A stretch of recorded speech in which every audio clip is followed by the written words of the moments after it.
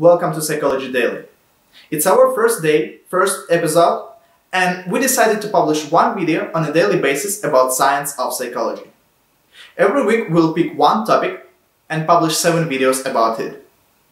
Our first week is about facial expression, and today I'm going to tell you about universals in facial expression. I believe most of you know that at least some emotions have universal expressions. For example, we smile when we're happy, we frown when we're in anger, and open eyes widely in fear. But how do we know it? When we travel all around the world, we do not learn to understand emotions of other people as we do with language. And scientists agree. Survey conducted in 2016 shows that most psychologists believe that at least 5 emotions have universal expression: anger, disgust, fear, happiness, and sadness. But only 60 years ago, the very opposite opinion was common, that emotion expression as language is different from one culture to another. What have changed their minds? Today I'm going to tell you about 3 studies that made history. First study was conducted in the 1960s, when cultural relativism was a dominant worldview and emotional expression were believed to be culture-specific. However, there was no evidence to prove it, as well as lack of evidence for universality. To end this long-lasting debate, Paul Ekman and Friesen conducted one study. They showed photos of 6 emotions: anger, disgust, fear, happiness, sadness, and surprise in 5 literate cultures: Argentina, Brazil, Chile, Japan, and United States. Some examples from original study you can see on your screen. Participants had to select one option from the following list. As the universal theory predicts, subjects in their study had high agreement.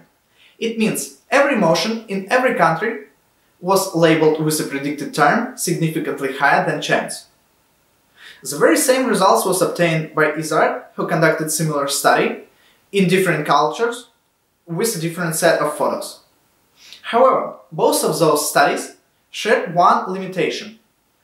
Both of them was conducted in literate cultures where mass media and TV was available and people in those countries could just learn Western expressions. So once again, Paul Ekman, Friesen, and Richard Sorensen this time wanted to close this question. To do so, they needed one culture without any contact with Western expressions. And they found one in New Guinea. It was a preliterate tribe called Fora. Because people in this tribe could not read and select one option from the list, they needed to change studies procedure, and they applied approach usually used with children. Instead of selecting term, subjects had to select most appropriate expression for the story describing emotional situation. For example, for sadness they used following story: his child has died and he feels very sad. As you can see, high agreement was among children and adults and was comparable to developed cultures with one exception. Adults in Fora tribe could not discriminate fear from surprise, but could discriminate it from anger, disgust, and sadness. This study was most crucial because it showed that people in Fora tribe in New Guinea could recognize and label Western expression in the same way as people in the United States or any previously studied culture.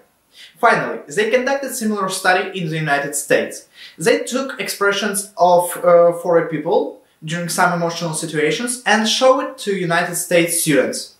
And they labeled them in the very same way as Fora people.